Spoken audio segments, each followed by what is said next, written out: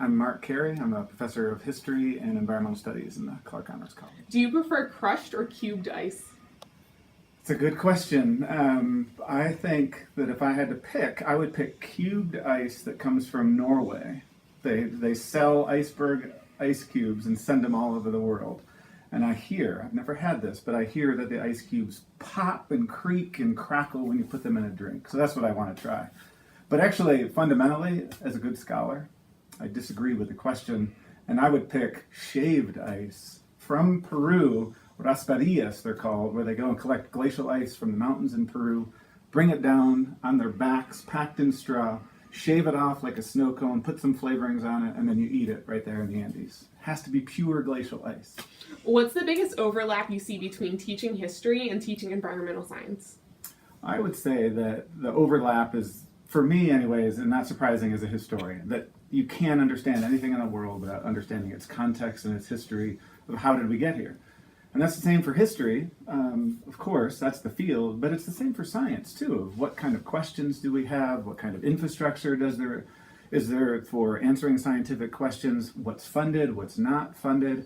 So I think those two things really go together nicely. And we could just take the example, since we're talking about ice and glaciers, of thinking about why we know so much about ice sheets at the polar regions, right? That's really, in part, a Cold War legacy, because the US Cold War, they started funding stuff in the 1950s and 60s to really get glacier research going in the polar regions.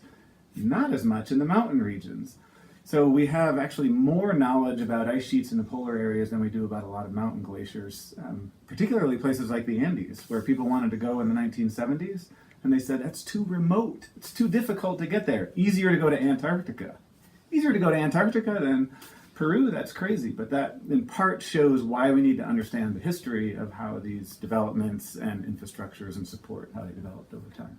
Where's the coolest, or maybe the literal coolest, place you've ever been? Yeah, I was just a few months ago actually, in September, I was in Switzerland, and I went inside the Rhone Glacier. They actually have a tunnel that goes inside of it, and so you could go walk through these tunnels. The intensity of the blue when you're inside, I don't know if you've ever heard of this, of ice caves or seen pictures of it, but they are incredibly blue. But of course, it's like anything, to really be inside of it and seeing the blue, that was pretty magical.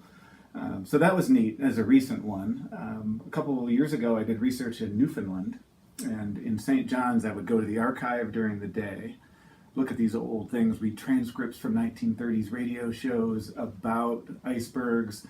I would read things about oil companies towing icebergs out of the way, all this stuff I was looking at during the day. Then the archive would close, I would go out to the cliffs overlooking the ocean right outside of St. John's, watch whales swimming by in front of the icebergs, even have a picture of a whale breaching right in front of an iceberg. And then I would finish that and then walk back into town and go to a pub, have dinner, watch the World Cup soccer games. That was a pretty magical kind of research experience of getting to do lots of different things. But really, sorry to go on, if I had to talk about it, I'd have to point to Mount Rainier, which is where my fascination with glaciers all started way back a long time ago, right after college. And sleeping right next to the Carbon Glacier one night and hearing it creak and crack and moving down overnight and big avalanches from up above and the rumbles. That's where it kind of cemented this whole fascination with glaciers for me right there. So I would be remiss not to talk about that first experience there. What's better, being a professor at CHC or being a park ranger? Depends on who's asking, of course. If it's a student asking, then there's nothing better than the Clark Honors College and being a professor here. So I would have to say that. But secretly, those times that I spent as a park ranger, like the last summer I was at Mount Rainier, I worked at Paradise. My address was Mark Carey, General Delivery, Paradise, Washington. I mean, just that in itself is cool. But I would work all day, take people on guided hikes, do glacier overlooks, go rove around, talk to visitors, work in a visitor center, give a presentation. And then at the end of the day, we would hike up the Tatoosh Range, Cathedral Rock in particular, and then ski down it, and then hike back up, watch the sunset, ski down, and then go home and have dinner. And it was a 10-minute drive. That's a pretty awesome part of my life to remember that period of being a park ranger. So, Thanks so much for speaking with us today. thanks for inviting me to chat. It was great. It was fun. Good questions.